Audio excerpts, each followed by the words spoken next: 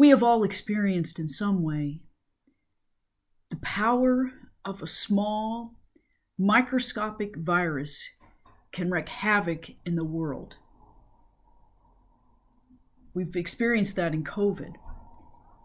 And in my own personal life, I know also what it means that something so small, a microscopic diseased cells, can cause so much pain in my life, in chronic pain over several years, that can bring down one's quality of life, that can be dangerous, that can cause death, or that can wreak havoc in the world.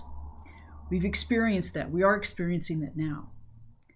Well, in today's gospel, we hear a version from Jesus that says the flip side of that, where the power of something small, the power of love, the power of goodness, the power of service can make a huge impact and change the world and impact others and bring others up in goodness and love rather than in destruction and death.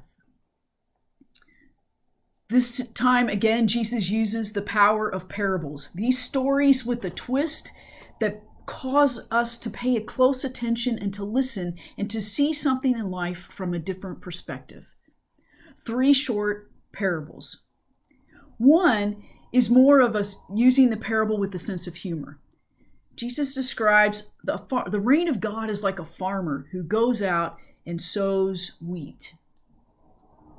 Well, then he says, then this enemy goes and sows weeds among the wheat.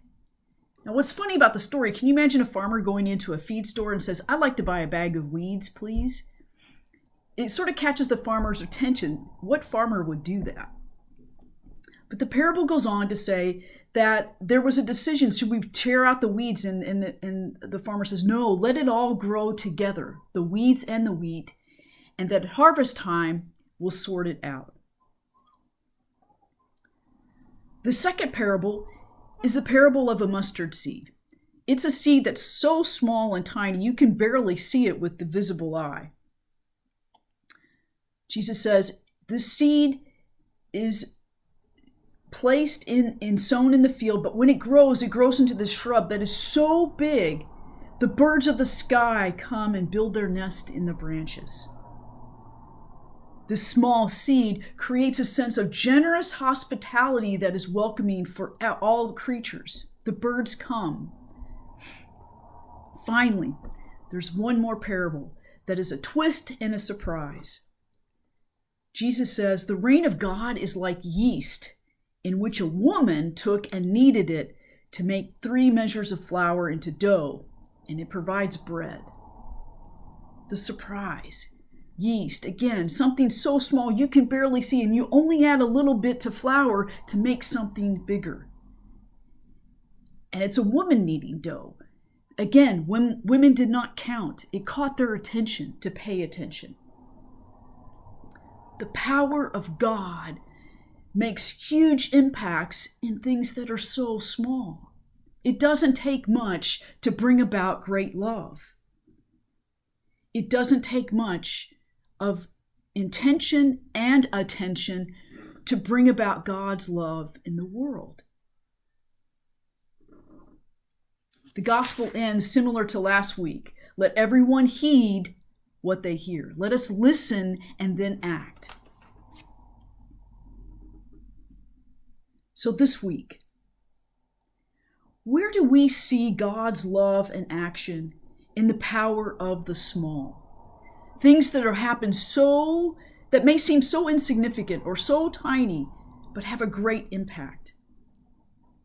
Where do we see that there's this sense of allowing, let it all be, and that let God sort it out at the end like that weeds among the wheat? Where do we see those signs of generous hospitality that first off seems insignificant, yet brings about incredible inclusion and love of other people?